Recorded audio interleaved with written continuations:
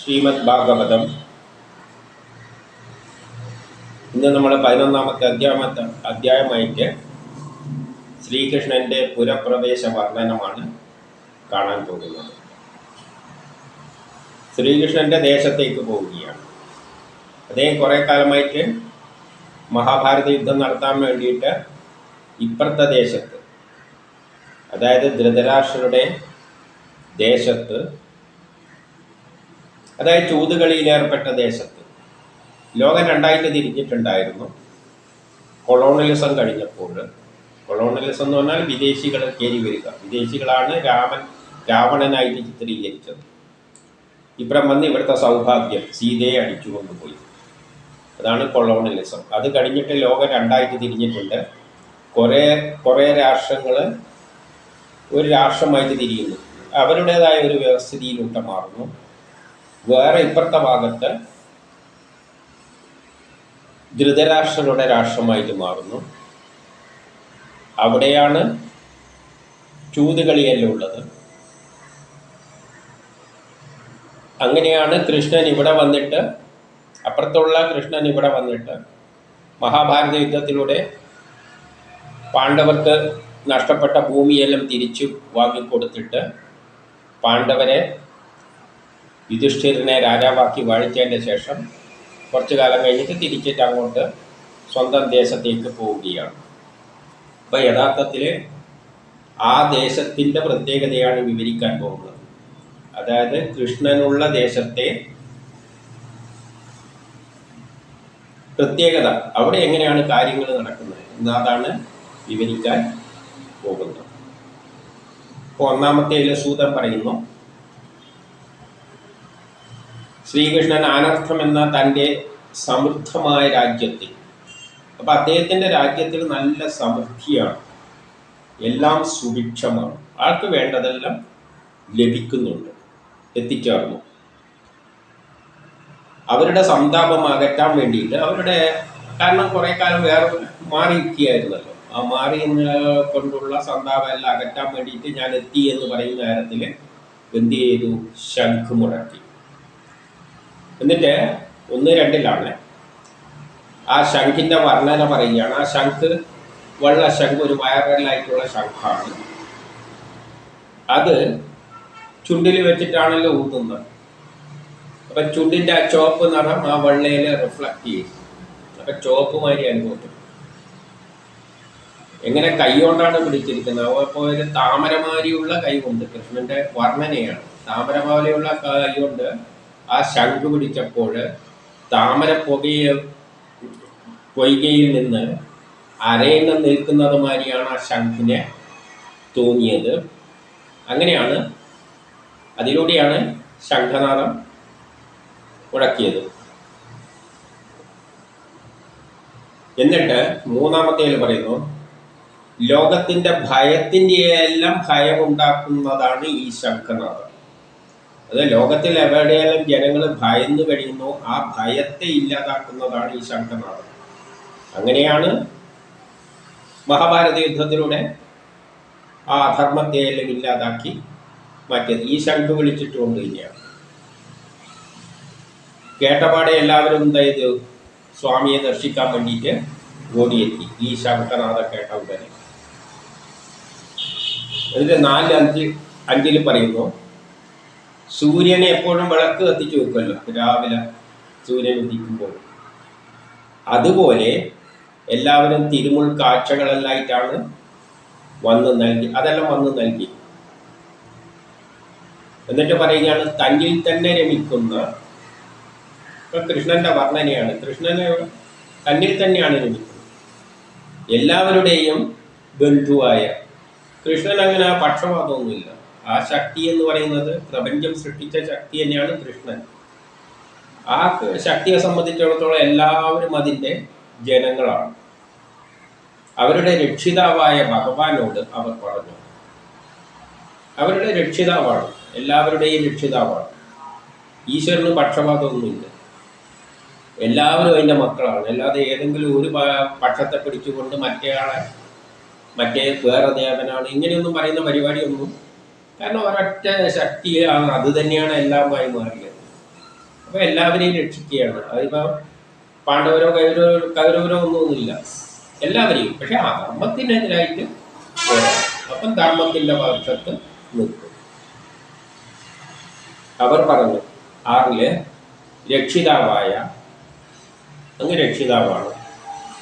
ബ്രഹ്മാവ്, സനകാദികൾ, മറ്റു ദേവങ്ങളെല്ലാം വന്ദിക്കപ്പെടുന്നവനാണ്. ഈ ലോകത്തിന്റെ ക്ഷേമം ഇച്ഛിക്കുന്നവർക്ക് ആശ്രയമാണ്. ലോകത്തിന്റെ ക്ഷേമം ഉദ്ദേശിച്ച് പ്രവർത്തിക്കുന്നവർ, ലോക നന്മക്കായിട്ട് പ്രവർത്തിക്കുന്നവരുടെ കൂടെ ആ കൃഷ്ണൻ എപ്പോഴും കാലം അവരുടെ കൂടെയാണ് ഉണ്ടാവുക. ലോകം മുന്നോട്ടേക്ക് പോകുന്നതിന് ശ്രമിക്കുന്നവരുടെ കൂടെ കാലം ഉണ്ടാവും. കാലശക്തിക്ക് അതീതനാണ്. അത് കാലത്തെ നയിക്കുന്നതാണെങ്കിൽ ആ കാലശക്തിക്ക് അതീതനായി അതിൻ്റെ പുറത്തു നിൽക്കുന്ന ഒരു ശക്തി വിശേഷമാണത്. അതീതമാണ്. കാലത്തിന് അതിനൊന്നും ചെയ്യാൻ പറ്റില്ല. അതാണ് കാലത്തെ നിയന്ത്രിച്ചു കൊണ്ടുപോകുന്നത്. എല്ലാ സംഭവവികാസങ്ങളും അതിൻ്റെ നിശ്ചയപ്രകാരമാണ് നടക്കുന്നത്. അവിടുത്തെ പാദകമലത്തെ എപ്പോഴും ഞങ്ങൾ കുമ്പിടുന്നു. അപ്പോൾ അവർ പറയാണ് അങ്ങേറെ പാദകമലത്തെ നമ്മളെപ്പോഴും കുമ്പിടുകയാണ്. 7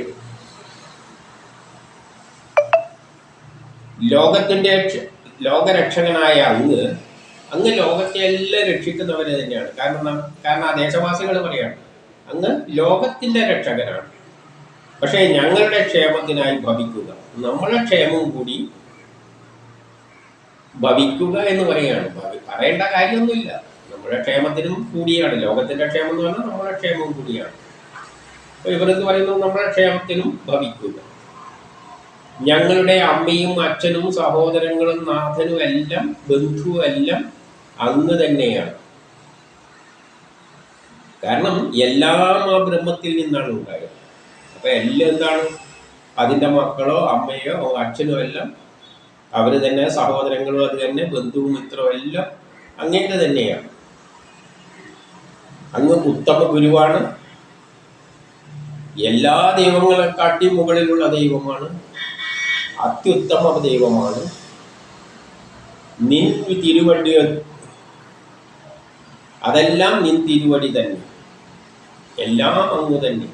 അത്യുത്തമായ ദൈവവും അങ്ങ് തന്നെ. 8 എന്ത് പറയുന്നു? സ്വർഗവാസികൾക്ക്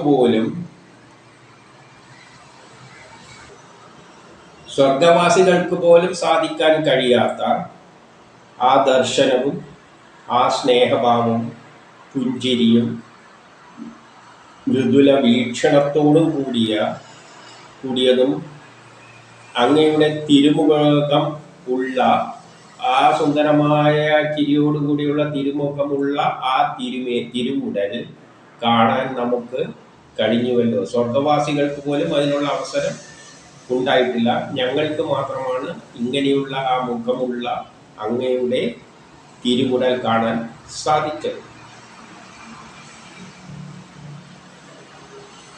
എന്നിട്ട് 9 പറയുന്നു, അങ്ങ് ബന്ധുക്കളെയെല്ലാം കാണാൻ വേണ്ടിയിട്ട് കുരുദേശം മധുരയിലേക്കെല്ലാം പോകുമ്പോൾ, അപ്പൊ കൃഷ്ണനല്ലേ, ലോകപാലകനല്ലേ, അവൻ ലോകത്തിന്റെ കാര്യത്തിൽ ഇപ്പൊ പോയിരിക്കുകയായിരുന്നല്ലോ കുറെ കാലം ഇവിടെ ഈ കുരുദേശത്തില് മഹാഭാരത യുദ്ധം നടത്താൻ വേണ്ടിയിട്ട്. അപ്പൊ അങ്ങനെ മധുരയിലേക്കെല്ലാം പോകുന്ന സമയത്ത് സൂര്യനില്ലാത്ത കണ്ണു പോലെയാണ് നമുക്ക്. സൂര്യനില്ലെങ്കിൽ പിന്നെ ഈ കണ്ണിനെ കൊണ്ട് എന്താ ഗുണം? അതുപോലെയാണ് നമുക്ക് 1 വർഷം എന്നത് 1 കോടി സംവത്സരമായി അനുഭവപ്പെടുകയാണ്. കാലം നീങ്ങുന്നില്ല. 1 വർഷം മാറി നിന്ന് കഴിഞ്ഞാൽ 1 കോടി വർഷം മാറിയുന്ന വരെയാണ് നമുക്ക് അനുഭവപ്പെടുന്നത്. കാരണം ആ ജനങ്ങളുമായിട്ടുള്ള അത്രയും ആ ബന്ധം ആ ഭരണാധികാരികൾക്ക് ഉണ്ടാകണമെന്നാണ് ഇവിടെ പറഞ്ഞുകൊണ്ട് വരുന്നത്. ഒരു രാജ്യം ഭരിക്കുമ്പോൾ ആ ജനങ്ങൾക്ക് വേണ്ടിയായിരിക്കണം. ആ ജനം മാറി നിന്ന് അദ്ദേഹം മാറിയിരിക്കുമ്പോൾ അവർക്കത് ഫീൽ ചെയ്യണം. നമുക്കിനി ആരും ഇല്ലാലോ എന്നുള്ള ഒരവസ്ഥയിലേക്ക് ഭരണാധികാരികൾ വരണം. അങ്ങനെയുള്ളൊരു ഭരണമാണ് ഇവിടെ നടക്കുന്നത്. മറ്റേ വശത്ത് നിൽക്കുന്നത് ഇവിടെ ചൂതുകളിയും എല്ലാമായിട്ട് നടക്കുമ്പോൾ അവിടെ ഭരിക്കുന്ന ആളൊന്ന് മാറിയെന്ന് കഴിഞ്ഞാൽ നമ്മൾ നമുക്കിനി ആരാ ഉള്ളത് എന്ന് ചിന്തിക്കുന്ന ഒരു അവസരത്തിലുള്ള ത്തിലാണ് അവിടുത്തെ കാര്യങ്ങൾ നടക്കുന്നത്. ഇനി 10 മുതൽ 15 വരെ ഈ വിധം അവരെല്ലാം പറയുന്നത് കേട്ടപ്പോൾ കൃഷ്ണൻ എന്ത് ചെയ്തു? ചിലവർക്കൊരു നോട്ടം കൊടുത്തു, നോട്ടത്തോടും ചിലവരെ അനുഗ്രഹിച്ചു. അതേസമയം തന്നെ തങ്ങൾക്കൊത്ത സൈനികരോട് കൂടിയ മാധുരന്മാർ, ഭോജകന്മാർ, അങ്ങനെ കുറേ സേനകളുണ്ട്, സേനാ വിഭാഗങ്ങളുണ്ട് ആ രാജ്യത്തിൽ, പലവരുടെയും നേതൃത്വത്തിൽ. അങ്ങനെയുള്ള സേനാ വിഭാഗങ്ങളോട് കൂടി എന്താണ്, നാഗന്മാരാൽ സംരക്ഷിതമായ നാഗപുലി പോലെ, നാഗങ്ങളാൽ സംരക്ഷിതമായ നാഗപുലി പോലെ. നാഗം എന്ന് പറഞ്ഞാൽ വിഷം ചീറ്റുന്ന സർപ്പങ്ങൾ. ഈ യുദ്ധ ആയുധങ്ങളെല്ലാം നമുക്കറിയാലോ വിഷമാണ് തീറ്റുന്നത്. ന്യൂക്ലിയർ ബോംബെല്ലാം പരമമായ ഏറ്റവും വലിയ വിഷം എന്താണ്? ന്യൂക്ലിയർ ബോംബുകളാണ്. അതെല്ലാം പ്രയോഗിച്ചു കഴിഞ്ഞാൽ നശിച്ചു പോകും. പാമ്പല്ല അതിൻ്റെ ഇടയ്ക്ക്, പാമ്പിൻ്റെ വിഷം ഒന്നുമല്ല. അങ്ങനെയുള്ള നാഗങ്ങളാൽ സംരക്ഷിക്കപ്പെടുന്ന നാഗരാജ്യം പോലെയാണ്, സംരക്ഷിതമാണ് ഇവർ. പ്രത്യേക സേനാ വിഭാഗങ്ങളിലൂടെ അത്രയും സുരക്ഷിതമാണ് ആ രാജ്യം. അതേതാണ് രാജ്യം എന്ന് ചിന്തിച്ചു നോക്കിയാൽ, ന്യൂക്ലിയർ ബോംബെല്ലാം വെച്ചിട്ടുള്ള എല്ലാ ഇലക്ട്രോണിക് സംവിധാനങ്ങളും ആകാശത്തെ എല്ലാം പ്രൊട്ടക്ട് ചെയ്തിട്ടുള്ള സംവിധാനങ്ങളുള്ള രാജ്യത്തിലാണ് ആര്? കൃഷ്ണൻ വസിക്കുന്നത്. അപ്പൊ അപ്പുറത്തെ ദേശം എന്ന് പറഞ്ഞാൽ അത്രയും സുരക്ഷിതമാണ്. പോലെ സുരക്ഷിതവും എല്ലാ ഋതുക്കളിലും എല്ലാ ഫലങ്ങളും ലഭിക്കുന്ന തരത്തിൽ വൃക്ഷങ്ങൾ. അപ്പൊ എല്ലാ സീസണിലും കിട്ടുന്ന തരത്തിലുള്ള വൃക്ഷങ്ങൾ. അത് ഇന്ന് ആധുനിക സയൻസും എല്ലാ കാലത്തും ഉണ്ടാകുന്ന തരത്തിൽ ചെടികളെല്ലാം ഡെവലപ്പ് ചെയ്ത് എടുത്തിട്ടുണ്ട്. അപ്പൊ എല്ലാം ഉണ്ട്, എല്ലാ കാലത്തും എല്ലാം ലഭിക്കും. അത്രയും സുഭിക്ഷമാണ്. പിന്നെ തോട്ടങ്ങളുണ്ട്, സുന്ദരമായ തോട്ടങ്ങൾ, പൂങ്കാവനങ്ങൾ, ക്രീഡാവനം. ജനങ്ങൾക്ക് ക്രീഡ നടത്താനുള്ള ഇപ്പോൾ അമ്യൂസ്മെന്റ് പാർക്ക് എന്നെല്ലാം പറഞ്ഞുകൊണ്ട് നമ്മൾ കണ്ടിട്ടില്ലേ? അത്രയും ഡെവലപ്പാണ്. എല്ലാ സൗകര്യങ്ങളും ആ രാജ്യത്തിലുണ്ട്. അത്രയും സുന്ദരമാണ്. ഗോപുരങ്ങളും ഗൃഹങ്ങളും എല്ലാം കൂടിയതാണ്. അവരുടെ എല്ലാം ഉമ്മറപ്പടികളെല്ലാം എന്ത് ചെയ്തിട്ടുണ്ട്? അലങ്കൃതമാണ്. എല്ലാ വീടും എല്ലാം അലങ്കരിച്ച് നല്ല ബോഡിയിൽ വെച്ചിരിക്കുകയാണ് ആ ദേശം. ഗോപുരങ്ങളാണ്, വലിയ വലിയ ഗോപുരങ്ങളും സാധാരണ ഗ്രഹങ്ങളെല്ലാം ആയിട്ട് പൂമുഖങ്ങളെല്ലാം അലങ്കരിച്ച് വെച്ചിരിക്കുകയാണ്. ഗരുഡ രൂപത്തോടുള്ള ശില്പങ്ങളെല്ലാം, കൊടിമരങ്ങളും കൊടിക്കൂറകളും എല്ലാം ഉണ്ട്. അതായത് കലാപരമായിട്ട് അത്രയും വികസിച്ച് കിടക്കുകയാണ്. പിന്നെയോ ഗ്രഹങ്ങളുടെ ഉമ്മറപ്പടിയിൽ തൈര്, ധാന്യം, പഴം, കരിമ്പ്, ഇങ്ങനെയെല്ലാം പൂർണ്ണ കുംഭം ഉപഹാരങ്ങളാണ്. എല്ലാം ആർക്ക് വരുന്നവർക്കും എല്ലാം കൊടുക്കാൻ വേണ്ടിയിട്ട് ഇങ്ങനെ പൂർണ്ണ കുംഭങ്ങളായിട്ട് തയ്യാറാക്കി വെച്ചിരിക്കുകയാണ്. അലങ്കൃതമാണ്. അതേപോലെ അങ്ങനെയുള്ള ദ്വാരകാപുരിയിലേക്കാണ് അദ്ദേഹം പ്രവേശിച്ചത്. എന്നിട്ട് 16-17 പാട്ടില് കൃഷ്ണൻ വന്നതറിഞ്ഞിട്ട് വാസുദേവനും അക്രൂരനും പിന്നെ മക്കൾ പ്രദ്യുമ്നൻ, സാമ്പൻ മുതലായവരും കിടപ്പും ഇരിപ്പും ഭക്ഷണവും എല്ലാം വെടിഞ്ഞ ബ്രാഹ്മണന്മാര്, നല്ല ബുദ്ധിയുള്ള ആൾക്കാരെല്ലാം വന്നിട്ട് എന്ത് ചെയ്യുന്നത്? സ്തുതിച്ചുകൊണ്ടെല്ലാം വരുന്നുണ്ട്. പിന്നെ എന്തുണ്ട്? ശംഖ്, പെരുമ്പറ എന്നിവയെല്ലാം മുഴക്കുന്നുണ്ട്. ആന, കൊമ്പനാനയാണ് വന്ന് എതിരേറ്റാൻ വേണ്ടി കൊമ്പനാനയായിട്ടെല്ലാണ് ഇവരുടെ വിശിഷ്ട വ്യക്തികളെല്ലാണ് വന്നത്. പിന്നെ എതിരേൽക്കുവാൻ വന്നു. ഇനി 19 മുതൽ 20 വരെ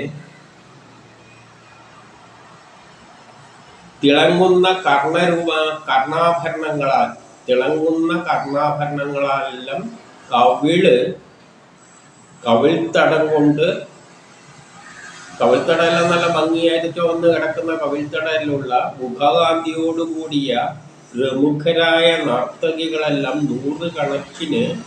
അപ്പം കലാപരമായിട്ടെല്ലാം അത്രയും ഡെവലപ്പാണ്. 100 കണക്കിന് നർത്തകിമാരെല്ലാം എന്ത് ചെയ്തിട്ടുണ്ട്?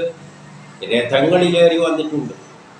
അപ്പൊ അവിടെ പ്രകൃതിപരമായിട്ട് ഭയങ്കരമാണ്, കെട്ടിടങ്ങൾ ഭയങ്കരമാണ്, സുരക്ഷിതമാണ്. കലയിലെല്ലാം പ്രാവീണ്യമുള്ള ആൾക്കാർ 100 കണക്കിന് വരികയാണ്, എല്ലാ വിഭാഗങ്ങളും.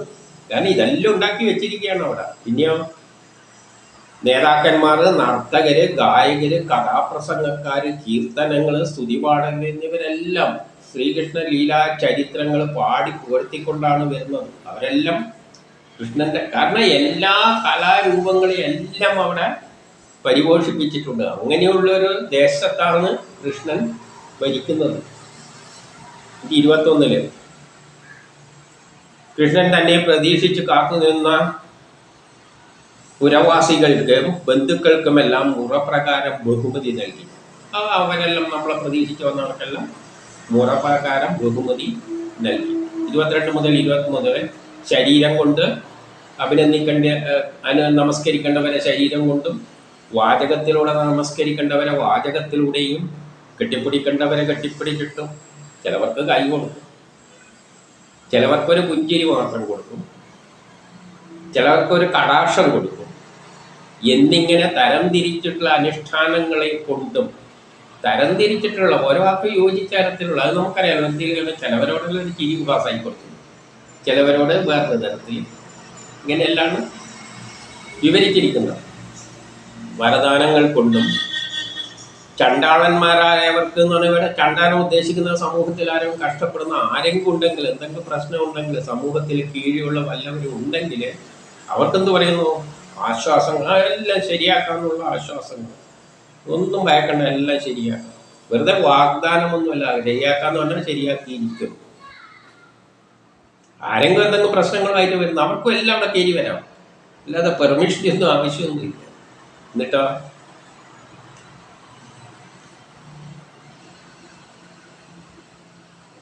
ആ കൃഷ്ണൻ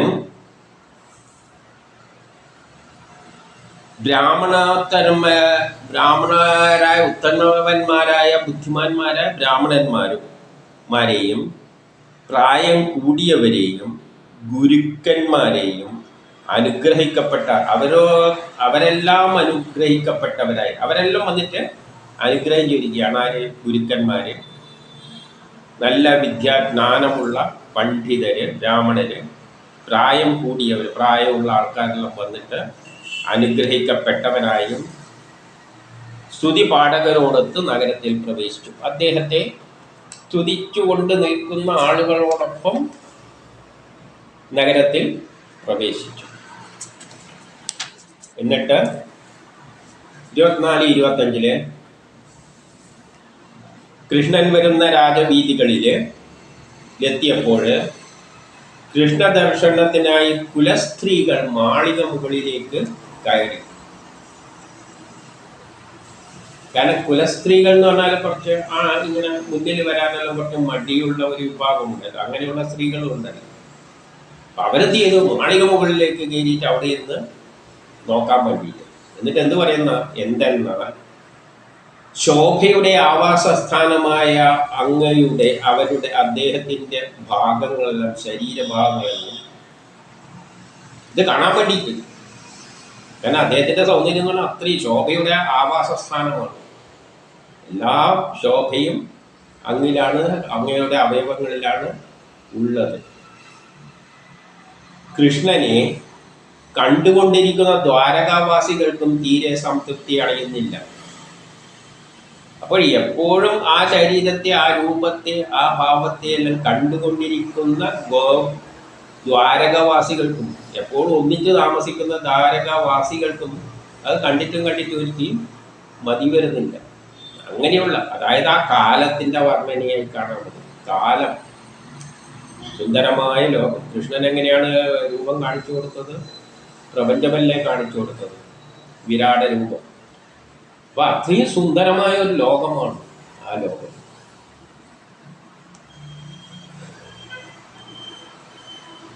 ആ തിരുമുഖം കണ്ണുകൾക്ക് സൗന്ദര്യ സുധ പാനം ചെയ്യുന്നു.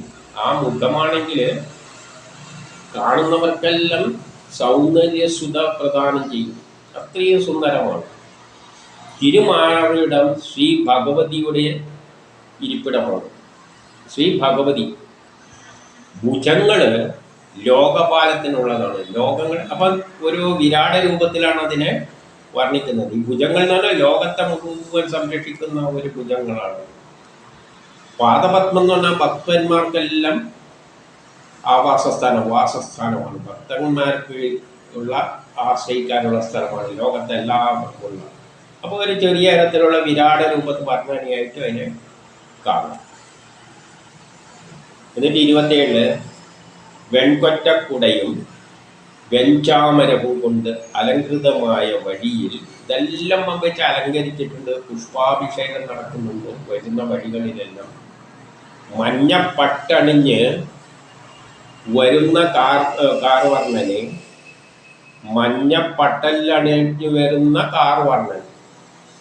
കൃഷ്ണന്റെ നിറം അങ്ങനെയാണല്ലോ. അപ്പൊ ഏതുമാതിരിയാണ് ഇരിക്കുന്നതെന്ന് വെച്ചാൽ സൂര്യനും നക്ഷത്രങ്ങളും ചന്ദ്രനും, ആകാശത്തിൽ സൂര്യനും നക്ഷത്രവും ചന്ദ്രങ്ങളുണ്ട്, മഴവില്ലുണ്ട്, അതിൻ്റെ ഇടക്ക് മിന്നലും ഉണ്ടാകുന്നുണ്ട്.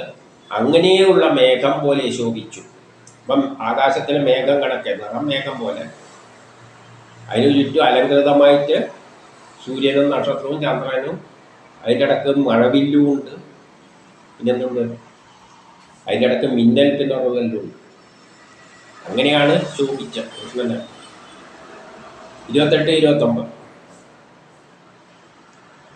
അച്ഛനമ്മമാരുടെ ഗൃഹത്തിൽ എത്തിയ ഉടനെ, അപ്പൊ ആദ്യം തന്നെ എത്തിയ അച്ഛനമ്മമാരുടെ ഗൃഹത്തിൽ അമ്മമാരെല്ലാവരും കൂടി ആശ്ലേഷിച്ചു. പിന്നെ ദേവഗി മുതൽ 7 പേരെയും. അപ്പോൾ 7 അമ്മമാരാണ്. അതായത് വസുദേവർക്ക് 7 ഭക്തിമാരുണ്ട്. ആ 7 അമ്മമാരെ എല്ലാവരും ഒരുപോലെയാണ് കാണുന്നത്. കാരണം എല്ലാം ബ്രഹ്മത്തിൻ്റെ അല്ലേ. ഈ കാണുന്നതെല്ലാം ബ്രഹ്മം തന്നെയാണ്. 7 എന്നൊന്നും ആക്കണ്ട, ഈ ലോകത്തിലുള്ള എല്ലാം അമ്മമാരും തന്നെയാണ്. വണങ്ങി, അവരെല്ലാം വണങ്ങി. പിന്നെ അവരെല്ലാം കൂടിയിട്ട് മകനെ പിടിച്ച് മടിയിലിരുത്തിയിട്ട് കണ്ണുനീർ പൊഴിക്കാൻ തുടങ്ങി. ഇനി 30 പിന്നെ എല്ലാ ഭോഗസുഖങ്ങളോടും കൂടിയ തൻ്റെ സ്വഗൃഹത്തിലേക്ക് എത്തി. എല്ലാ ഭോഗസുഖങ്ങളുള്ള സ്വഗൃഹത്തിലേക്ക് എത്തി. അവിടെ സ്വഭക്തിമാരുടെ 16,000-ഓളം മാളികകളുണ്ട്. അപ്പം 16,000-ഓളം മാളികകൾ ഉള്ള സ്ഥലമാണ് അത്. ഈ 16,000 എന്നെല്ലാം പറയുന്ന ഭാര്യമാരാണ്. അപ്പം അത്രയും ഭാര്യമാരെന്ന് പറയുമ്പോൾ നമുക്കെന്ത് തോന്നും? ഇത്രയും ഭാര്യമാരാണ്. നമ്മളെപ്പോലെ ചിന്തിച്ചു കഴിഞ്ഞാൽ ഇത്രയും ഭാര്യമാരായിട്ട് ദൂരെ വീട്ടിൽ മാളികളിൽ കിട്ടി താമസിപ്പിച്ചിരിക്കുകയാണ്. യഥാർത്ഥത്തിൽ നമ്മൾ കഴിഞ്ഞതിൽ കണ്ടു കഴിഞ്ഞോ, എല്ലാ സ്ത്രീകളും കൃഷ്ണന്റെ ഭാര്യമാരാണ്. ഏത് നിലയിൽ? ആ നിമിഷത്തിൽ ഭർത്താവോടൊന്നിച്ച് ഇരുന്നിട്ടുള്ള ആ നിമിഷത്തിൽ ആനന്ദമൂർച്ചയിൽ അവർ എത്തിച്ചേർന്നത് ഇവിടെയാണ്. ആ ബ്രഹ്മത്തിലാണ് അവരെ ആ സമയത്ത് എത്തിച്ചേർന്നത്. ഭർത്താവിനുമല്ല, ഭർത്താവിൻ്റെ കൂടെ കിടക്കുമ്പോൾ തന്നെ ആ സമയത്ത് ഏത് സമയം എന്നെല്ലാം ചിന്തിച്ചോളൂ. അവരെല്ലാം മറന്ന്, ഭർത്താവിനെ പോലും മറന്നിട്ടുണ്ടാവും. എന്നിട്ട് അവരെവിടെയാണുള്ളത്? ആ അതാണ് ബ്രഹ്മസാക്ഷാത്കാരത്തിൻ്റെ നിമിഷം. അവർ കൃഷ്ണനോടൊക്കെയാണ് ശയിക്കുന്നത്. അപ്പം എല്ലാവരുടെയും ഭാര്യമാര് യഥാർത്ഥത്തിൽ ആ സമയത്ത് കൃഷ്ണനോടൊപ്പമാണ് ശയിക്കുന്നത്, ആ ബ്രഹ്മത്തോടൊപ്പമാണ് ബ്രഹ്മസാക്ഷാത്കാരം. അപ്പം എല്ലാവരും ഭാര്യമാരാണ്. ആ തരത്തിലാണ് പറഞ്ഞത്. അപ്പോൾ ആ നാട്ടിലുള്ള സ്ത്രീകൾ മുഴുവൻ കൃഷ്ണൻ്റെ ഭാര്യമാരാണ്. സുഖമായിട്ട് ജീവിക്കുകയാണ് ആനന്ദത്തിൽ. ആ നിലയിൽ കാണണം. അല്ലാതെ നമ്മൾ കുറേ പെണ്ണുങ്ങളായിട്ട് കണ്ടു കഴിഞ്ഞാൽ അത് പിന്നെ ഇനി പറയാൻ പോകുന്നത് അത് തന്നെയാണ്. എന്നിട്ടോ 31 വളരെ കാലം അകന്നു കഴിഞ്ഞ് തിരിച്ചെത്തിയ കൃഷ്ണനെ ഭാര്യമാർ. അപ്പം കുറേ കാലം അകന്നു കഴിഞ്ഞിട്ട് വന്നിരിക്കുകയാണല്ലോ ഭാര്യമാര്. ദൂരെ വെച്ച് എന്നെ കണ്ടപ്പോൾ ലജ്ജയോടും മനസ്സിലെ ഉത്സവത്തോടും കൂടി അവരവസരത്തിൽ അങ്ങനെ ഇരിപ്പിടത്തിൽ നിന്നും അതിവേഗം എഴുന്നേറ്റു.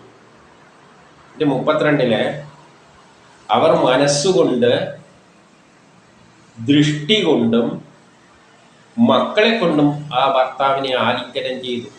അപ്പം മനസ്സുകൊണ്ടും ദൃഷ്ടി കൊണ്ടും മക്കളെ കൊണ്ടും എല്ലാം ഭർത്താവിനെ ആലിംഗനം ചെയ്തത്. അവരിലെ കണ്ണിലെ അശ്രുക്കൾ തടയപ്പെട്ടിരുന്നുവെങ്കിലും, അപ്പം അങ്ങനെ ചില നിമിഷത്തിൽ നമുക്കൊരു പ്രത്യേകതയുണ്ട്. കണ്ണിൽ വെള്ളമെല്ലാം വരും, പക്ഷെ നമ്മളത് കാണിക്കാൻ ശ്രമിക്കില്ല. അത് കാണരുത്, അടക്കി വെക്കും. ആ കണ്ണുനീര് സാധാരണ കരയുന്ന കണ്ണുനീരല്ല. അങ്ങനെയുള്ള അനർഘ നിമിഷങ്ങളിൽ കണ്ണിൽ വെള്ളം വരുമ്പോൾ നമ്മളത് പ്രകടിപ്പിക്കാൻ പറ്റില്ല, കാണാതെ ഒളിക്കാൻ നോക്കും. എങ്കിലും പാരവശ്യത്തിൽ അല്പം ഒഴുകി പാതരത്തിലും വിവരിക്കുകയാണ്. ഇനി 32 കഴിഞ്ഞാലും 33 ശ്രീകൃഷ്ണൻ അടുത്തായാലും രഹസ്യസ്ഥാനത്ത് വന്നിരുന്നാലും, അപ്പം ഈ കൃഷ്ണൻ എന്ന കാലം, അപ്പം നേരത്തെ ഞാൻ പറഞ്ഞു ശ്രീകൃഷ്ണൻ അടുത്തായാലും രഹസ്യസ്ഥാനത്തായിരുന്നാലും അദ്ദേഹത്തിൻ്റെ തൃപ്പാദയുഗ്മം പുതുതായി അനുഭവപ്പെടുന്നു. എപ്പോഴും അദ്ദേഹത്തിൻ്റെ സാമീപ്യം പുതുതായിട്ട് അനുഭവപ്പെടുന്നു. അതായത് ഒരിക്കലും മടുപ്പ് ഉണ്ടാക്കുന്നില്ല.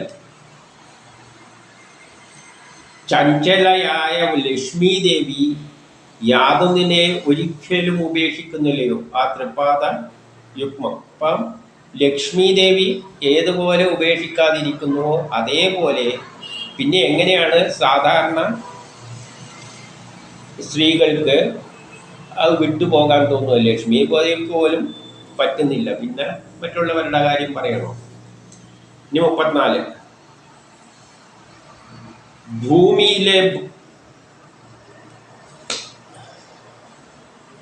ഭൂമിക്ക് ഭാരമായി ജനിച്ചവരും, ഭൂമിയിലല്ല ഭൂമിക്ക് ഭാരമായി ജനിച്ചവരും ചതുരംഗപ്പടയാൽ ചുറ്റും പ്രഭാവിതരായി കഴിഞ്ഞവരുമായ രാജാക്കന്മാരെ, അപ്പോൾ ചൂതുകളിയല്ലായിട്ട് ഭൂമിക്ക് ഭാരമായിട്ട് ജനിച്ച അസുരരായ രാജാക്കന്മാരെ, ലോകത്തിൽ എവിടെയെല്ലാം അധർമ്മികളായ രാജാക്കന്മാരെ ഭൂമിക്ക് ഭാരമായിട്ട് മാറുന്നുണ്ടോ അവരെയെല്ലാം ഏത് പ്രകാരം കാറ്റ് മുളകളെ കൂട്ടി വരസിയിട്ട് തീ ഉണ്ടാക്കിയിട്ട്, കാറ്റടിക്കുമ്പോൾ മുളകൾ കൂട്ടി വരസും. അപ്പം തീ ഉണ്ടായിട്ട് മുളയിൽ നിന്നാണ് തീ ഉണ്ടാകുന്നത്. ആ തീ കൊണ്ട് തന്നെ മുളയെ മുഴുവൻ നശിപ്പിക്കുന്ന പോലെയാണ് ഈ ഭൂമിക്ക് ഭാരമായവരെ നശിപ്പിക്കുന്നത്.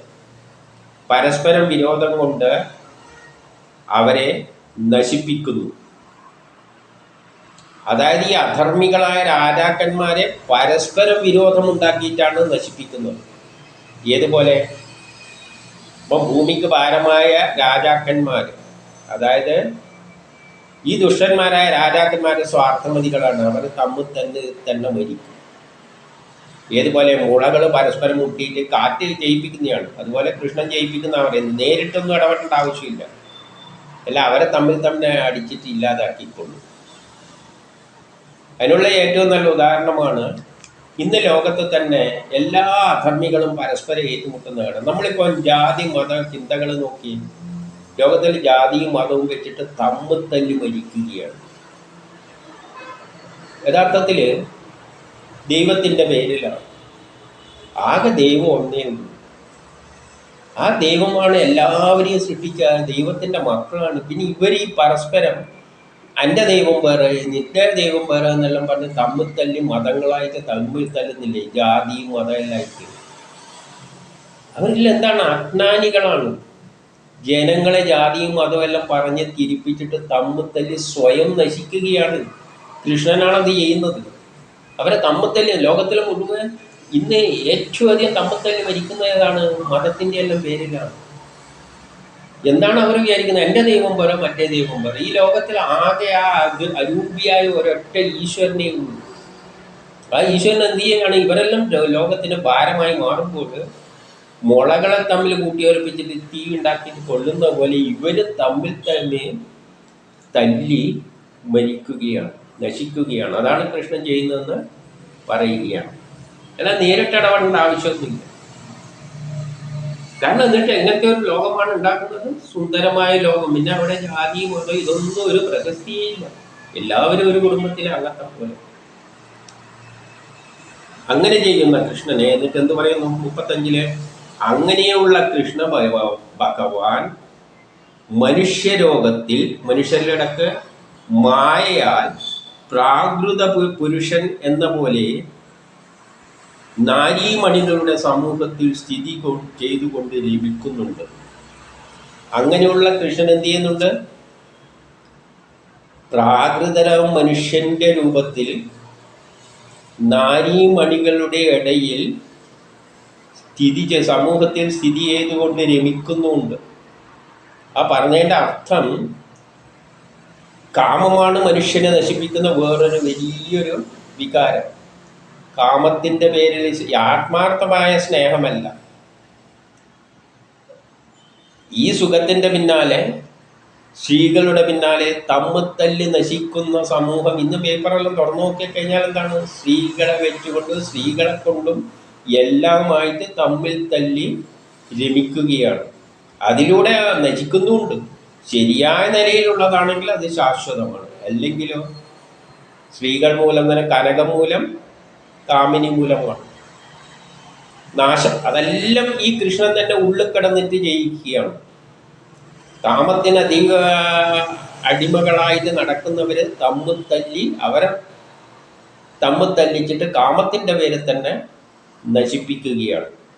അതാര് ചെയ്യുന്നത്? കൃഷ്ണൻ തന്നെയാണ് ജയിക്കുന്നത്. എന്നിട്ട് എന്ത് പറയുന്നു? 36 എന്താണ് പറയുന്നതെന്ന് വെച്ചാൽ, യാതൊരുവരുടെ മന്ദഹാസങ്ങളാലും ശാലീന സുന്ദരമായ കടക്കണ്ണുകളാലും ഉള്ള പ്രഹരങ്ങളേറ്റ് ശ്രീ മഹാദേവൻ പോലും മയങ്ങി വില്ല് താഴെ വെച്ചുപോകും. അതായത് പണ്ട് ശ്രീകൃഷ്ണൻ അഥവാ മഹാവിഷ്ണു ഒരു സുന്ദരിയായ സ്ത്രീയുടെ രൂപം ധരിച്ചു. അതായത് ഏറ്റവും സുന്ദരിയാണ്. അപ്പം ബാക്കിയുള്ള സ്ത്രീകൾക്കൊന്നും അത്ര സൗന്ദര്യം വരില്ല. ഇനിയുള്ള സ്ത്രീകൾക്കൊന്നും, ജനിക്കുന്ന ഭൂമിയിലുള്ള സ്ത്രീകൾക്കൊന്നും. അപ്പം അങ്ങനത്തെ സ്ത്രീ രൂപം ധരിച്ചതാണ്. എന്നിട്ട് ആ രൂപത്തിൽ എന്ത് പറ്റിയിട്ടുണ്ട്? മഹാദേവന്റെ വില്ല് പോലും താഴെ വെപ്പിക്കാൻ പറ്റിയില്ല. അങ്ങനെയുള്ള കൃഷ്ണനെ യുവശ്രീ രത്നങ്ങൾ, അതായത് ഗോപികമാര്, അതായത് നമ്മൾ ഈ കഥയിലെല്ലാം കാണുന്ന ഗോപികമാര് ശ്രീകൃഷ്ണന്റെ മനസ്സിനെ ഇളക്കി തീർക്കുവാൻ, അങ്ങനെയുള്ള ആ ഒരു സ്ത്രീരൂപം ധരിച്ച ആ കൃഷ്ണന്റെ മനസ്സിനെ ഇളക്കി തീർക്കുവാൻ പിന്നീടുള്ള ഈ സ്ത്രീരത്നങ്ങൾക്ക്, അത് സ്ത്രീരത്നങ്ങളെല്ലാം തന്നെ, പക്ഷെ അവർക്ക് പുരുഷ വഞ്ചനാസമർത്ഥമായ ഉപായങ്ങളെ, പുരുഷ വഞ്ചനാസമർത്ഥമായ ഉപായങ്ങളെ, അപ്പം അങ്ങനത്തെ ഉപായങ്ങളാണ്, അല്ലെ സ്ട്രെയിറ്റ് ആയിട്ടൊന്നുമില്ല. അങ്ങനെയുള്ള ഉപായങ്ങളെ കൊണ്ട് ആ മനസ്സിനെ കീഴടക്കാൻ പറ്റൂല എന്നാണ് പറയുന്നത്. കൃഷ്ണനീലും വലിയ സ്ത്രീവേഷം എല്ലാം കെട്ടിയിട്ട് നടന്ന പാർട്ടിയാണ്. മഹാദേവനെ പോലും തന്നെ വീഴ്ത്തിയ പാർട്ടിയാണ്. അങ്ങനെയുള്ള കൃഷ്ണന് ഇപ്പോഴത്തെ ഈ നാരീമണികൾക്ക്, അതായത് ഗോപികമാർക്കൊന്നും അങ്ങനെ ഈ പുരുഷ വഞ്ചനാ സമർത്ഥമായ ഉപായങ്ങളൊന്നും ഉപയോഗിച്ചിട്ടൊന്നും വീഴ്ത്താനൊന്നും പറ്റൂല. എന്തുകൊണ്ടാണ് ഇത് പറയുന്നത്? കഥയില് ഇങ്ങനെ ഓടക്കുഴൽ വിളിച്ച് കൃഷ്ണ പിന്നാലെ, ഗോപികമാരുടെ പിന്നാലെ നടക്കുന്നതായിട്ടെല്ലാം ചിത്രീകരിച്ചിട്ടുണ്ട്. അതുകൊണ്ട് എല്ലാവർക്കും ഒരു മനസ്സിലൊരു, അതുകൊണ്ടാണ് പലരും പറയുന്നത് കള്ളക്കണ്ണനതാ പോകുന്നതെന്നെല്ലാം ചിലവരെ പറ്റിയെല്ലാം പറയുമല്ലോ. അല്ല, ഇങ്ങനെ കൃഷ്ണൻ എന്ന് പറഞ്ഞാൽ ഇങ്ങനെയാണ്. പെണ്ണുങ്ങളെ പിന്നാലെ രാസലീലയും മറ്റേ ഇതുമെല്ലായിട്ട് ഈ അധിക ആത്മീയ പ്രഭാഷണങ്ങളുണ്ടല്ലോ, ഭാഗവത പ്രഭാഷണങ്ങളെല്ലാം കേട്ട് കഴിഞ്ഞാൽ ഇതൊന്നും ഇവിടെയൊന്നും വരില്ല. എന്താ ചെയ്യാന്ന് പറഞ്ഞാൽ കൃഷ്ണന്റെ ജനനം, അത് കഴിഞ്ഞാൽ പിന്നെ രാസലീലൻ്റെ ഇങ്ങനത്തെ എല്ലാം ചില കാര്യങ്ങളും എടുത്ത് രാധേ രാധേ എന്നെല്ലാം പറഞ്ഞുകൊണ്ട് അങ്ങ് പോവുകയാണ് ചെയ്യുക. അപ്പം കൃഷ്ണൻ ഇങ്ങനെ ഇത്തരത്തിലാണെന്നാണ് ജനങ്ങളെ ധരിപ്പിച്ചു വെച്ചിരിക്കുന്നത്. അത്തരത്തിൽ പോകരുത് എന്ന് പറയാൻ വേണ്ടിയാണ് ഇതിൻ്റെ അടക്കൽ ഇങ്ങനെ പറയുന്നത്.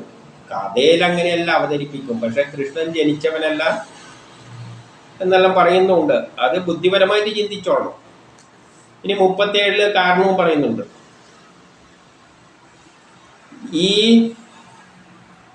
പാമരന്മാരായ ജനത, അതായത് ഈ സാധാരണ ഈ വായനക്കാരായ ഈ ജനങ്ങൾ, സാധാരണ ജനങ്ങൾ, പാവങ്ങളായ ജനങ്ങൾ നിസ്സംഗരാണ്.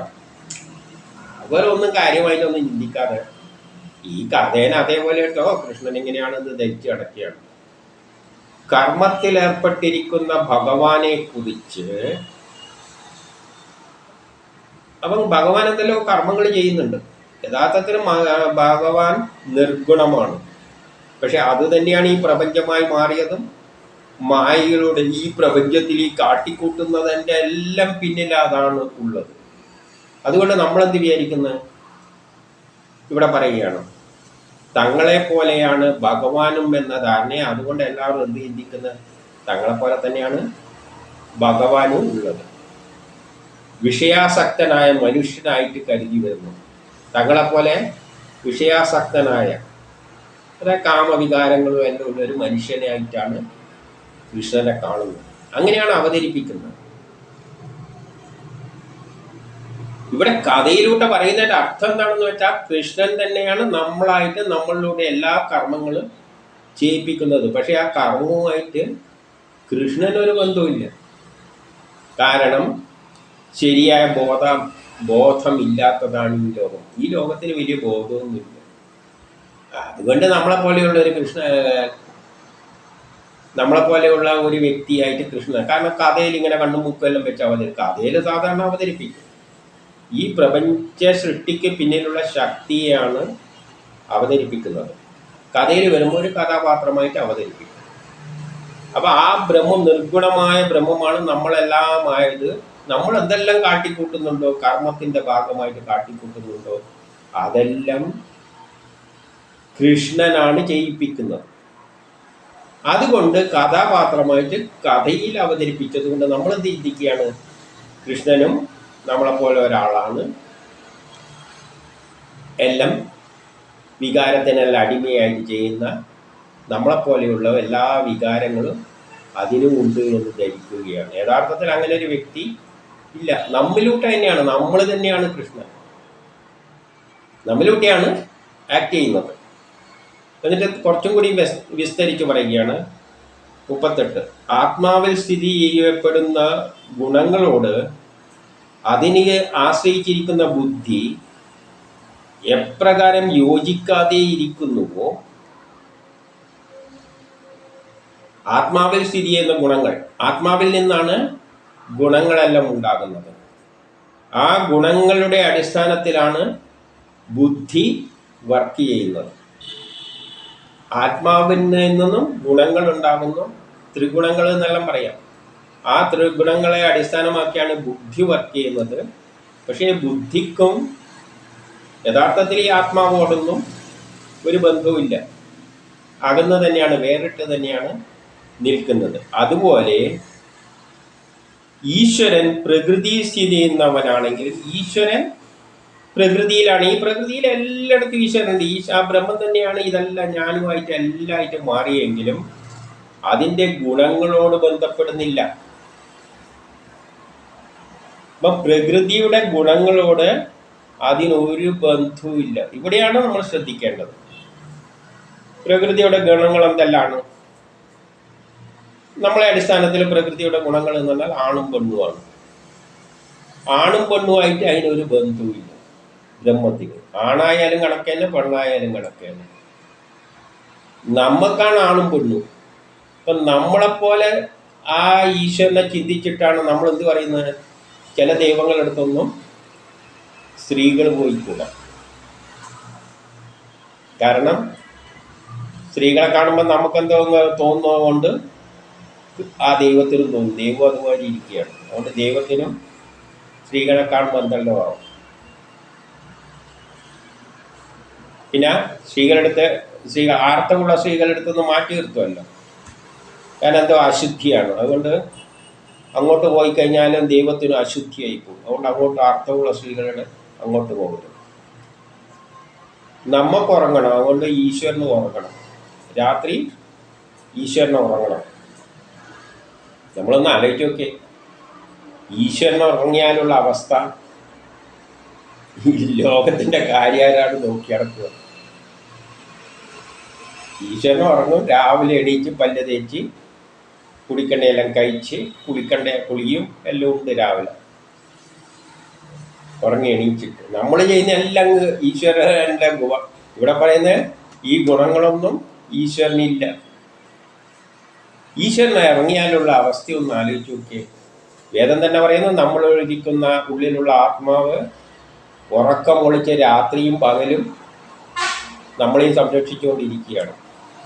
ഈശ്വരൻ എന്ന് പറയുന്നത് ആ ബ്രഹ്മമാണ്.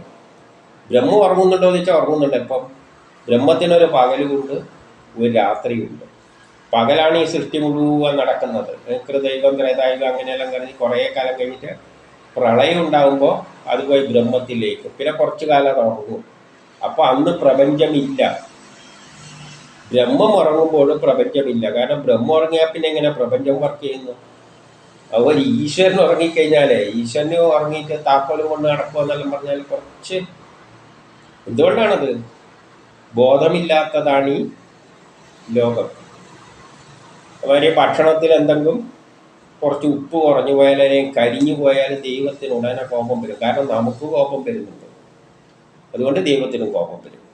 ദൈവം കോപിച്ച് കിടക്കുകയാണ്, പിന്നെ ആകെ പ്രശ്നമാണ്.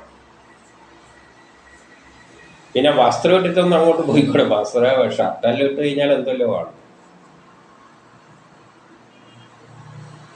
ഇതെല്ലാം ഗുണവിശേഷങ്ങളാണ്. ഭൗതിക ലോകത്തിലെ ഗുണങ്ങളാണ് ഈ ഷർട്ട്, പാൻറ്, ഇതെല്ലാം. ഈ സ്വഭാവവിശേഷങ്ങളൊന്നും അതൊന്നും ഈശ്വരനില്ല. ദൈവത്തിന് കൊടുക്കണം പോലും. എന്തു കൊടുക്കാൻ? ബ്രഹ്മം എന്ന് പറയുന്നതാണ് ഈ പ്രപഞ്ചത്തിലുള്ളതെല്ലാം. ഞാനും ബ്രഹ്മമാണ്, ഞാൻ കൊടുക്കുന്ന പായസവും ബ്രഹ്മമാണ്. അപ്പം ഞാൻ ബ്രഹ്മം, പായസവും ബ്രഹ്മം. പിന്നെ ഞാൻ ഈ ബ്രഹ്മമാകുന്ന സാധനം ഞാൻ വേറൊരു ബ്രഹ്മത്തിന് കൊടുക്കേണ്ട ആവശ്യമുണ്ട്. ഞാനും ബ്രഹ്മമാ, അതും ബ്രഹ്മമാ. പിന്നെ ഞാൻ അതിന് കൊടുക്കുന്ന എന്തിനാണ്? നമ്മൾ ധരിക്കുന്നുണ്ട് നമുക്കെന്തെങ്കിലും കിട്ടിക്കഴിഞ്ഞാൽ, നമ്മളെ തൃപ്തിപ്പെടുത്തി കഴിഞ്ഞാൽ നമുക്ക് സന്തോഷമാകുന്നു. അതുമാതിരി അതിനും നമ്മളെന്തെങ്കിലും ചെയ്തു കൊടുത്തു കഴിഞ്ഞാൽ സന്തോഷം എന്നാണ് ധരിച്ചു വെച്ചിരിക്കുന്നത്. അതുകൊണ്ട് ഈ കൊണ്ട് കൊടുക്കുന്നത്. നമ്മളെപ്പോലെയല്ല അതിന് ഈ വിഷയങ്ങളുമായിട്ട് ഒരു ബന്ധവുമില്ല. അതിനാരും കൊടുത്താലും അത് എടുക്കേണ്ട ആവശ്യമില്ല. കാരണം ഈ പ്രപഞ്ചത്തിലൂടെയല്ല, അതിൻ്റെ തന്നെയാണ്. പിന്നെ എൻ്റെ ഈ കൈ നിർത്തിയിട്ട് ഇപ്പുറത്തെ കൈ കൊടുക്കുന്നതിൽ എന്താ അർത്ഥമുള്ളത്?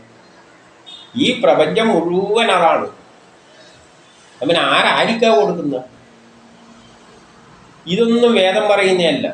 എന്തുകൊണ്ടാണ് ഇതെല്ലാം ഉണ്ടാകുന്നത്? കാരണം ശരിയായ ബോധമില്ലാത്തതാണ് ഈ ലോകം. കാരണം ഈശ്വരൻ പ്രകൃതിയിൽ സ്ഥിതി ചെയ്യുന്നവനാണെങ്കിലും അതിൻ്റെ ഗുണങ്ങളോട് ബന്ധപ്പെടുന്നില്ല. അതിന് ഒരു ഗുണങ്ങളുമായിട്ട് ബന്ധമില്ല. അതിന് സ്ത്രീയുമില്ല, പുരുഷനുമില്ല, ആർത്തവുള്ള സ്ത്രീകളുമില്ല, ഹിന്ദുവില്ല, മുസ്ലിമില്ല, ക്രിസ്ത്യൻ. എങ്ങനെയാണ് ഹിന്ദു മുസ്ലിം അല്ലാവുന്നത്? ഒരൊറ്റ ശക്തിയിൽ നിന്നാണ് ഈ പ്രപഞ്ചമെല്ലാം ഉണ്ടായിരിക്കുന്നത്. പിന്നെ അതിലെങ്ങനെയാണ് രണ്ട് ദൈവങ്ങൾ വരും? ഇതെല്ലാം തെറ്റായ ധാരണകളാണ്.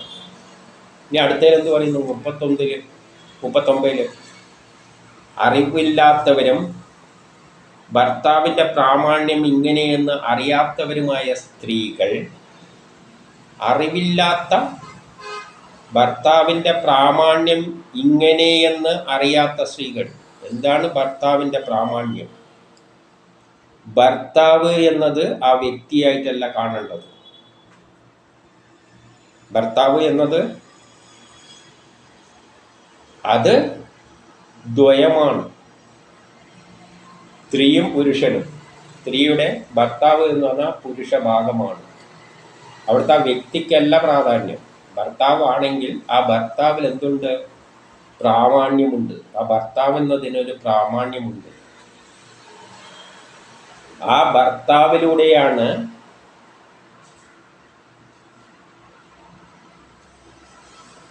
അവള് ആനന്ദമൂർച്ഛയിലൂടെ ബ്രഹ്മസാക്ഷാത്കാരം നേടുന്നത്. നമ്മൾ കഴിഞ്ഞതിൽ കണ്ടതാണ്. ഭർത്താവിലൂടെ അവൾ എവിടെ എത്തുന്നത്? ആനന്ദമൂർച്ഛയിൽ എത്തുമ്പോൾ അവൾ ആലുവായിട്ടാണ് ബന്ധപ്പെടുന്നത്. ബ്രഹ്മവുമായിട്ട്, ആ കൃഷ്ണനുമായിട്ടാണ് അവിടെ യോജിക്കുന്നത്. കഴിഞ്ഞതിൽ നമ്മൾ പറഞ്ഞു. ആ സമയത്ത് എന്തില്ല, അവർക്ക് വസ്ത്രങ്ങളെ പറ്റിയും ചിന്തയില്ല, അവളെ പറ്റിയും ചിന്തയില്ല, ഭർത്താവിനെ പറ്റിയും ചിന്തയില്ല. നേരെ ആരുമായിട്ടാണ് ബ്രഹ്മവുമായിട്ടാണ് ചേരുന്നത് ആ നിമിഷത്തിൽ. അതാണ് ഭർത്താവിൻ്റെ പ്രാമാണ്യം. അതിലൂടെയാണ് അവിടെ എത്തിച്ചേരുന്നത്. അതുകൊണ്ടാണ് ആ സമയത്ത് ഒന്നിനോടും ചിന്തയില്ല, എന്നെ മാത്രം. അതുകൊണ്ടാണ് കൃഷ്ണൻ എന്ത് പറഞ്ഞ, നിങ്ങൾ ഉടുതുണിയെല്ലാം വാരിയിട്ട് എന്നെ തൊഴുത് നിന്ന് കഴിഞ്ഞാൽ, എന്നെ തന്നെ ചിന്തിച്ച് നിന്ന് കഴിഞ്ഞാൽ അവിടെ എത്തും. അത് തന്നെയാണ് പുരുഷന്മാർക്കും ബ്രഹ്മസാക്ഷാത്കാരം കണ്ടുകൊണ്ട് ആദ്യം പറഞ്ഞത്, കുടുംബത്തെയെല്ലാം ഉപേക്ഷിച്ച് വസ്ത്രങ്ങളടക്കം എടുത്ത് കളഞ്ഞ് ഞാൻ ബ്രഹ്മമേ ശരണം എന്ന് പോയി എവിടെയും പോയി ഗുഹയിൽ നിന്ന് കഴിഞ്ഞാൽ അവർക്ക് കിട്ടണമെന്നൊന്നുമില്ല. കാരണം എന്തുകൊണ്ട്, ഇനിത്തെ ജന്മത്തിലും ജോലി ഉണ്ടെങ്കിൽ അതൊന്നും നടക്കില്ല. എന്നാൽ സ്ത്രീകൾക്ക് അങ്ങനെയല്ല. ഈ സമയത്ത് അവർ ബ്രഹ്മസാക്ഷാത്കാരം നേടുന്നുണ്ട്. അത് ഏതിലൂടെയാണ്? ഭർത്താവ് എന്ന ആ പ്രാമാണ്യത്തിലൂടെയാണ്. ഭർത്താവ് അവിടെ, അതാണ് ഭർത്താവിൻ്റെ പ്രാമാണ്യം. അപ്പം അറിവില്ലാത്തവരും ഭർത്താവിൻ്റെ പ്രാമാണ്യം ഇങ്ങനെയെന്ന് അറിയാത്തവരുമായ സ്ത്രീകൾ ക്ഷേത്രജ്ഞനായ സർവേശ്വരനെ, നമ്മൾ ഉള്ളിലുള്ള സർവേശ്വരനെ അഹങ്കാര വൃത്തികൾ സ്വാധീനിക്കുന്നതായി കരുതുന്നു. അപ്പം നമ്മളെ ഉള്ളിലുള്ള ആ ഒരു ശക്തിവിശേഷമാണ് അഹങ്കാരമായിട്ട്, അത് രണ്ടും ഒന്നായിട്ട് നമ്മൾ കാണുന്നു. അതുപോലെ ഭർത്താവ് എന്നൊരു സംഗതി കിടക്കട്ടെ, ഒരു പുരുഷൻ എന്നൊരു സാധനം ഉണ്ട്. പക്ഷെ അതിൽ ഒരു പ്രാമാണ്യമുണ്ട്, അതിൻ്റെ പിന്നിലുള്ള ഒരു ശക്തി വിശേഷം. അപ്പം ഭർത്താവ് എന്നതുകൊണ്ട് അവിടെ ഉദ്ദേശിക്കുന്നത് ആ കൃഷ്ണനുമായി യോജിക്കാനുള്ള ഒരു മീഡിയമാണ്, ആ ബ്രഹ്മവുമായി ചേർക്കാനുള്ള ഒരു മീഡിയം. ആ പ്രാമാണ്യം ആരിലേ ഉള്ളൂ? പുരുഷനിലെ, ഭർത്താവിലെ ഉള്ളൂ. പുരുഷൻ എന്ന് പറയാൻ പറ്റില്ല, അതൊരു ശരിയായ പ്രക്രിയയല്ല, നേരായ ധർമ്മമാർഗമാണ്. അപ്പോൾ പുരുഷനിലാണ്, ഭർത്താവിലാണ് എന്തുള്ളത്? ആ പ്രാമാണ്യമുള്ളത്. ആ പ്രാമാണ്യത്തിലൂടെ മാത്രമേ എന്ത് ചെയ്യാൻ പറ്റുള്ളൂ? ബ്രഹ്മസാക്ഷാത്കാരം നേടാൻ പറ്റുള്ളൂ. അല്ലാതെ ആ ഭർത്താവെന്ന ആ വ്യക്തിയെ ആ പ്രാമാണ്യമായിട്ട് തിരിച്ചറിയുന്നില്ല എങ്കിൽ ബ്രഹ്മസാക്ഷാത്കാരം കിട്ടാൻ പോകുന്നില്ല, ആ നിമിഷത്തിലേക്ക് എത്താൻ പോകുന്നില്ല. അതായത് ആനന്ദമോർച്ച എന്നെല്ലാം നേരത്തെ കഴിഞ്ഞാൽ പറഞ്ഞ സംഗതികൾ അവിടെ എത്തില്ല. അതിലൂടെയാണ് ബ്രഹ്മസാക്ഷാത്കാരം വേണ്ടുന്നത്. അതിന് ഭർത്താവിൻ്റെ പ്രാമാണ്യത്തെ മനസ്സിലാക്കിയേ പറ്റൂ. അല്ലാതെ ആ പ്രാമാണ്യത്തെ, ഭർത്താവെന്ന ആ പ്രാമാണ്യത്തെ ആ പുരുഷനെന്നായിട്ട് രണ്ടായിട്ട് അതിൻ്റെ ഏതുപോലെ നമ്മളെ കുഴപ്പങ്ങളെല്ലാം ആത്മാവിൽ ആരോപിക്കുന്ന പോലെ ചെയ്യുന്നത്. ഇങ്ങനെയാകുമ്പോൾ എന്നിട്ട് എന്ത് പറയുന്നു? അങ്ങനെയുള്ള സ്ത്രീകളുടെ അവസ്ഥ എന്താണ്? ഇവിടെ അടുത്തേൽ പറയുന്നു, സർവേശ്വരനെ അഹങ്കാരവൃത്തികൾ സ്വാധീനിക്കുന്നത് പോലെ ശ്രീകൃഷ്ണനെ ശ്രീലംബടനായി. അപ്പം ഈ ശ്രീകൃഷ്ണൻ എന്ന് പറയുന്ന ഭർത്താവിലുള്ള ആ പ്രാമാണ്യമല്ലാതെ കണ്ടുകൊണ്ട് ആ ശ്രീകൃഷ്ണൻ കഥയിലെല്ലാം കാണുന്നവർ ശ്രീലംബടനാണ്. ഭർത്താവുമായിട്ട് ഭാര്യ കിടക്കുമ്പോൾ കൃഷ്ണൻ അവിടെ കിടന്നിട്ട് ഓടക്കുഴൽ വിളിക്കും. അപ്പോൾ ഇവിടുന്ന് എണീച്ചങ്ങ് പോകും. ഇതാണ് ധരിച്ചു വെച്ചിരിക്കുന്നത്. അവള് ഭർത്താവിനെ വിട്ട് തന്നെ ആ നിമിഷത്തിൽ ഭർത്താവിനെ പോലും മറക്കുന്നുണ്ട്. അതാണ് സത്യം. അവരെ ബ്രഹ്മത്തിൽ ലയിച്ചിരിക്കുകയാണ്. ഭർത്താവിനെ വിട്ട് തന്നെ അവള് ആ ലോകത്തിലാണ്, കൃഷ്ണനോടൊത്താണ് അവിടെ നിൽക്കുന്നത്. അതാണ് അതിൻ്റെ അർത്ഥം. അല്ലാതെ അപ്പുറത്ത് കൃഷ്ണൻ വന്ന് ജനലിൻ്റെ അപ്പുറം വന്ന് നിന്നിട്ട് കൊമ്പുമല്ലാറ്റി ഇരുന്നിട്ട് ഓടക്കുള്ളിൽ വിളിക്കുന്നു നോക്കിയിരിക്കുകയാണ്. എന്നിട്ട് ഭർത്താവ് അതിനെ കാണാതെ ഒളിച്ചോടി പോകുന്ന മാതിരിയാണ് ഇവിടെ ചിന്തിച്ച് വെച്ചിരിക്കുന്നത്. അതുകൊണ്ട് ഇന്നത്തെ പെൺകുട്ടികളുടെ അവസ്ഥ എന്താണ്? കൃഷ്ണനെ ശ്രീലംബടനാണെന്നും ഏകാന്തതയിൽ ഞങ്ങളെ അനുസരിക്കുന്നവനാണെന്നും വിചാരിച്ചു. ഏകാന്തതയായിത്തീരും. അപ്പോൾ എവിടെയെങ്കിലും ഒറ്റക്ക് പോയിരുന്നിട്ട് കൃഷ്ണ നീ ആടിയ മറ്റേ ലീലയുണ്ടല്ലോ, അതൊന്നുകൂടെ ആടൂടെ എന്ന് പറയുമ്പോൾ കൃഷ്ണൻ അവിടെ വന്നിരുന്നിട്ട് ഓടിപ്പിടിച്ച് വരും ലീലയാടാൻ. ഇതും ധരിച്ചുകൊണ്ടാണ് നടക്കുന്നത്. ഇങ്ങനെ കവികൾ എഴുതി പിടിപ്പിച്ച് വെച്ചിട്ടുണ്ട്. അപ്പം ഇതിലൂട്ടിയൊന്നല്ല. അത് ഭർത്താവിലുള്ള ആ പ്രാമാണ്യം മനസ്സിലാക്കാൻ പറ്റണം. അത് പറ്റില്ലെങ്കിൽ ഇങ്ങനെ വേറെ എന്തോ ധാരണ വെച്ച് ആണ്. ഇന്ന് അതൊന്നും മനസ്സിലാവുന്നില്ല. ഇന്നെന്ന് പറഞ്ഞാൽ നമ്മൾ ധരിച്ചു വെച്ചിരിക്കുന്ന കൃഷ്ണൻ എന്ന് പറഞ്ഞു കഴിഞ്ഞാൽ എവിടെയെങ്കിലും ഒറ്റക്ക് പോയിരുന്നിട്ട് മറ്റേ കൃഷ്ണനും വരും, മറ്റേ ഗന്ധർവനും വരും, ചിലപ്പോൾ യക്ഷിയും കയറി വരും, എല്ലാം വരും. ഓരോന്നായിട്ട് ഇങ്ങനെ വന്നുകൊണ്ടിരിക്കും. കഥയിൽ ഇങ്ങനെ കാണിച്ചു വെച്ചിട്ടില്ലേ? അതുപോലെ കൃഷ്ണൻ്റെ ഒരു ബിംബവും വെച്ചിട്ട് കൃഷ്ണ നീ പണ്ട് ആടിയ ലീല പോലെ ഇപ്പോൾ ഒരിക്കലും കൂടി ആടുടെ എന്ന് പറയുമ്പോൾ കൃഷ്ണ ഇങ്ങനെ ചാടിപ്പിടിച്ചിട്ട് ശ്രീലമ്പടരായിട്ട് കയറി വരുന്നതാണ് ധരിച്ചു വെച്ചിരിക്കുന്നത്.